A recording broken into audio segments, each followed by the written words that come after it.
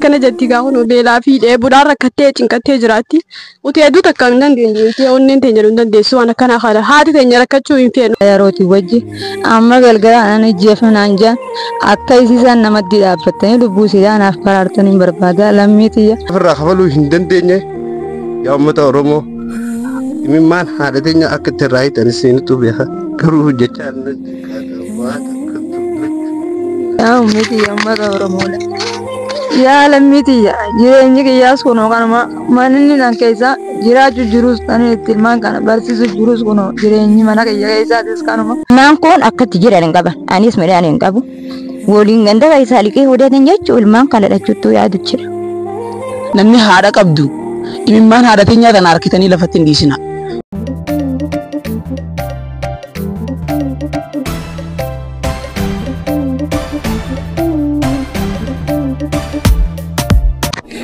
السلام عليكم ورحمة الله وبركاته. أمة أورومو أمة قالي أكم جرتان تنجتا ميو أرانتنا أمان لجنة ترقم تخون نبوشي مالتو إسي بوشيسا غراو هذا لغاني بيتاني ilmoo isiin abbaa malee tilaffaatee guddistee jireenya isii akkuma nama dhuunfaa tokko jijjiiruuf biyyaa baatee gaara suudii keessatti qabanii qaamni kun qabee 700 irraa fuudhee qaama bira gurguratee qaamni biraa kan itti gurgurame sun 250 gaafachuu jira.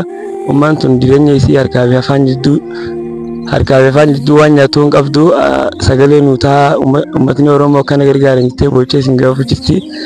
Nama waan takka nama gargaaree rabbii rakkoo isaa irraa fuudha. Tuutoon 50 nama tokkoof ba'aadha. Akkuma jaansan namni 50 garuu tuutoo tana takka takkatti waddaan fuudhe. Tuutoon tun laaftootti ba'aa malee namiyyuu fuudhu hin daati qo'atanii tuffatinaa uummata kana gargaaraa isin jenna. Asuma yaada isii mee uummata irraa yaada isii bara. Dura maqaa keessaa eegalee uummata Oromoos daawwachaa jira. Imbooyini si gargaaranii yaada keetti maddu uummata Oromooti. Muyyooti yookaan abbaa malee guddiseetu heerumtee hidhanii sidaan irraatti maatte biyya namaan harkaa seentee ammachitti 250 na gaafatan kan ilmaan kaa mana jiru waan hin bulfadduun dhabee qoonqoof galgala kana ababuu jiru amma isaan 250 kan naan jedhanii baatii 2 guutuu na dawwalsisuu jira. Uummata Oromoodha. Umaan qaban tu miskinummaa keessattiin guddisee haala yerootii wajji amma galgala ani jeefnaan jaan akka isiisaan namatti dhaabbatanii lubbuu sidaanaaf baraartanii barbaada lammiitiyya namatti dhaabbadda rakkoon tanan na jira. Mee umma ishii tana maallaqa qarshii mee gaafatan?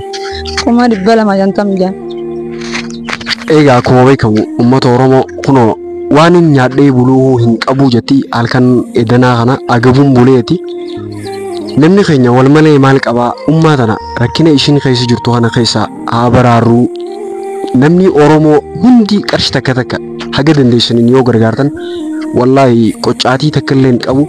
Kunoo gaa akkanatti mucaan tun erga biyyaa baate baatii meeqaa gaara suudii keessatti harka Tigireetiin qabamtee hedduu takka rakkachaa waan jiraniif akka gargaartan isiniif dhaamna.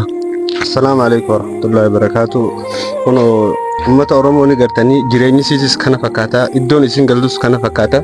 Kunoo asii kunoo la mana kana keessa kan uffatan qabne kan uffatan qabne as keessa galu jirti waan takka waan firraa kabaltu hin qabdu ummaan teenya ni beetan isin hundinuu wanti karaa kana nama mudanne hin jirtu obboleettiin teenya akka malee rakkattee jirti ummaan teenya akka malee imimmaan sirraa yaa'u jira. Yaa ummata Oromoo ni gartan jireenya isii jireenya hamaa kana keessa jiraachuu jirti isin hundinuu hawal beenu fi hawlin beene do khabiyya khaysa fi khabiyya la iddo hunti khaysa no akka ummata nyagar gata la jireenyi si jireenya akkana jireenya gaddo wana khaysa jiraaju jirti waa takka firraa kafalu hin dandeenye yaa ummata Oromoo imimmaan haadha teenya akka tirraa hiitan isinitu beeka garuu jecha yaa ummata Oromoodha. Yaa lammiitiyya jireenyi kiyyaas kunoo kanuma manni nan keessa jiraachuu jirus tani itti ilmaan kana barsiisuu jirus kunoo jireenyi mana kiyya keessaatis kanuma. Amma haala yeroo ammaan tanaati wajjin wal qabatee kunoo jiruun tiyya bakki nan keessi galus jiruun tiyyaas hifti tiyyaas tan nagartan tana yaa ummata Oromoo yaa lammiitiyya na gargaaruu barbaada adaraa rabbumaa fi isiniin qaba adaraa na gargaara yaa lammiitiyya.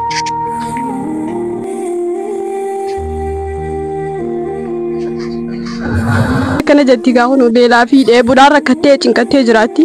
Uti hedduu takka hin dandeenye. Uti onneen teenya hin dandeessu waan akkana haala. Haati teenya rakkachuu hin feenu. Jirtu hundaa fixanii jira. Saniif rakkoon ummaa teenyaa rakkoo teenya. Kanaaf ummaa teenya cinaa nu hundinuu Oromoon Islaama wanti ta'e hundinuu ummaa teenya bira haa dhaabbannu. Yaa haadhatiyya ummaatiyya si malee hin qabu si jechaan biyyaa ba'e siin gargaara jeetiin biyyaa ba'e akkanatti uummanni na qabee na taphatee akkana na godhu jiranii uummata Oromoo kiyyannaa lallabii jetteeni. Akkasii rakkoo haati qabdu sana ilmaan kun dhagahu duraa bula. Isiin akka haala maraatu jala hirte jechuudha. An jala ceetiin dadhabee dhiyoo tana guyya lama dadhabee jalaaf jechuudha. Taa'ii itti isin teessumee deemee garaan dhaquus waan hin finnu dhabnee. Isiin uma bilbilcheessan gise za'a torbaa guyyuu. Amma tiyyaa ma akka nan laalta jette. Yeroo dura baatu hin baattee hin himne jechuudha. Nagaa baate dalagattee. Hogga dalagattee baate 70 irraa buusa yaani 74 irraa buusa. Achi booda kuttee suuditte. Niin oofa nagaa awwaaniin nama biyya tanaa ta'eefuu rakkoon hin jirtu. Rakkoon takka sirraatti hin dhuftu ilmootana. Nagaa sii dhayti. Aboo ani sii yaade. Ilmooti sana kophaan guddise hin barsiise. Barsiisee hireen itti jallattee hangan maka isa heerumte na dura baate kuta 12 barsiifadde. Nama biraan naa kenne hin kennu rakkoon takka sirraatti hin dhuftu hin baate. Bakka booda mucaan tan manaa bilbiltee karatti hafee gaarsuu di keessatti dadhabee hafee halkan lama karaa bulee nu biraa yaani. Dallaala kamii andi dallaala kanuma gurbaa duraan gartee dallaala manaasi oofeete jechuudhaani kaatee mucaan tun makiinaa kurte. Makiinaa horraan 15,000 xiqqoo naa kennaadha. Hoggammaa ati sanuun qabdu kaatee deddeemtee namatti hin dawwaladdeettee tuma dhabdee osoo miti hin deddeemtuuti 250 naqaadha hajuu dhufe. Bakka ati wili waan ilmaan kaaniif qoonqoo alaatti coortu taan wallaalte. Haala maraatu takkaan mana garte jechuudha. Deddeemtee dhufte manuma ol deebite malee karaa deemte. Ilmaan kun akkatti jiran hin qaban. Anis midhaan hin qabu. Waliin ganda isaa liqee hudhatan jechuun ilmaan kana dhachuutu yaadu jira. Akkasii rakkoo san nu gargaara. Haa nu gargaaramu. Garuu haati teenya har'aan tana waan ittiin gabbaatee waa bitattee ittiin ol deebi'u hin qabu. Maalayyaa qarshii 200 fi maal na gaafatan jette Itoophiyaa isinuu ni beektan.